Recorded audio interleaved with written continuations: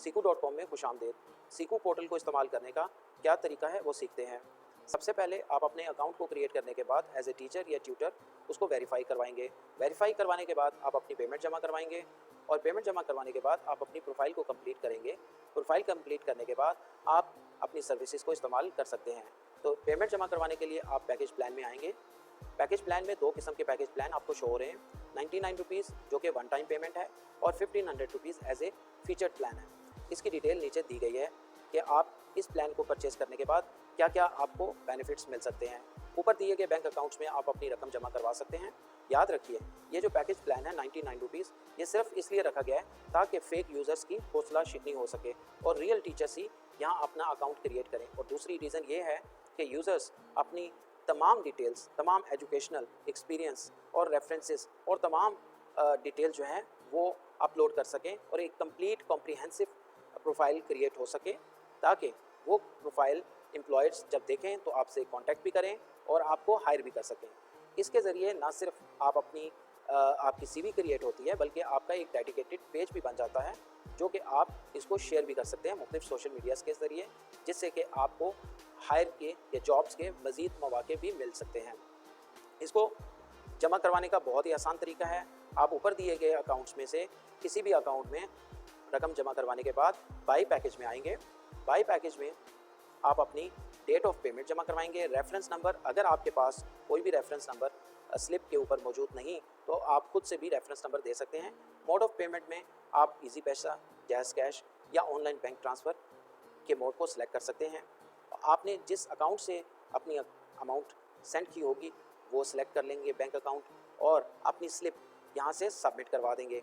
ये सबमिट करवाने के बाद आप अपनी प्रोफाइल में आएंगे। प्रोफाइल में एडिट के बटन को क्लिक करेंगे।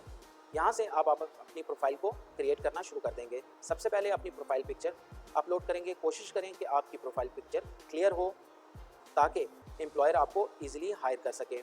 बेसिक इन्फॉर्मेशन में आप अपनी कंप्लीट इन्फॉर्मेशन देंगे जैसा कि नाम, gender, contact number, city, address जहाँ से आप बिलोंग करते हैं और एरिया ऑफ टीचिंग, आप किस किस जगह पर पढ़ा सकते हैं। अपनी कंप्लीट बायो डिटेल्स यहाँ एंटर करेंगे।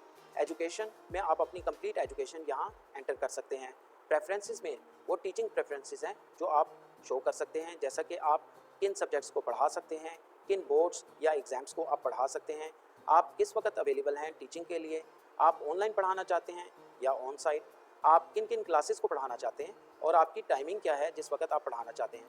इसके साथ ही आप अपने एक्सपीरियंस को भी शो कर सकते हैं। अगर आपके पास कोई एक्सपीरियंस नहीं और आप एक फ्रेशर हैं तो आप ये ऑप्शन सेलेक्ट करेंगे और अगर आपके पास एक्सपीरियंस है तो आप यहाँ पर मेंशन करें। याद रखें कि अगर आपके पास एक्सपीरियंस हो तो उसको क्लियरली मेंशन करें ताकि एम्प्लॉयर को आपको हायर करने में आसानी रहे। इसी तरीके से आप अपने स्किल और एक्सपर्टीज़ में आएंगे। यहाँ पर आप अपनी एक्सपर्टीज़, टीचिंग एक्सपर्टीज़ या स्किल्स वो मेंशन करेंगे ताकि आपकी प्रोफाइल स्ट्रॉन्ग हो सके। रेफरेंसेस में अगर आपके पास कोई रेफरेंस नहीं तो don't have any reference yet, इसको सेलेक्ट करेंगे।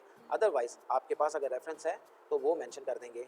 कवर लेटर में आप अपने डॉक्यूमेंट्स जैसे कि सीवी उसको अपलोड कर देंगे। साथ ही साथ आप अपनी CNIC उसको भी अपलोड करेंगे। याद रखें कि ये CNIC पब्लिकली अवेलेबल नहीं है, ये सिर्फ आपके एम्प्लॉयर्स जैसे कि स्टूडेंट्स या इंस्टीट्यूट्स ही देख सकते हैं।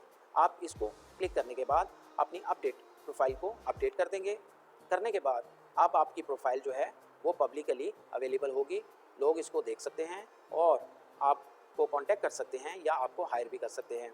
साथ ही साथ आप अपनी पेमेंट की स्लिप बाय पैकेज के अंदर आके वो देख सकते हैं। अगर आपने कोई पेमेंट जमा करवाई है तो ये स्लिप आपके पास रहेगी। सो आपकी पेमेंट जो है वो सेफ है और किसी वक्त भी एज ए रेफरेंस इस्तेमाल हो सकती है। सपोर्ट की सेक्शन के अंदर आपको हर किस्म की जो सपोर्ट मिल सकती है वो यहाँ पर मेंशन है।